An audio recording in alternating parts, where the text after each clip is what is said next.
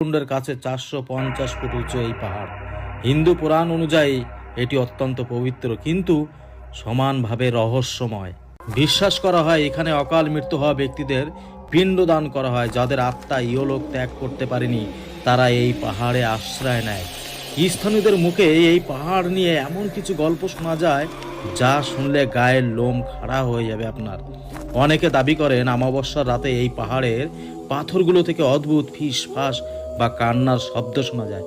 বলা হয় পাহাড়ের উপরের ফাটলগুলো আসলে পরলোকের দরজা। পিণ্ডদানের সময় অনেক সময় অতৃপ্ত আত্মাদের ছায়াও নাকি দেখা যায়। এখানে পিণ্ডদানের পর মানুষ পিছন ফিরে তাকায় না। বিশ্বাস করা হয় পেছনে তাকালে কোনো অতৃপ্ত আত্মা আপনার সাথে আপনার বাড়িতে চলে আসতে পারে। আপনি যদি সেখানে যেতে চান তবে আপনাকে 676টি সিঁড়ি বেয়ে উপরে উঠতে হবে। পাহাড়ের উপর থেকে গয়ার দৃশ্য অপূর্ব, কিন্তু সন্ধ্যার আগেই পর্যটকদের নিচে নেমে আসার পরামর্শ দেওয়া হয়, কারণ রাতের প্রেতশিলা কেবল তাদেরই আধিপত্য থাকে যারা এই পৃথিবীর নয়।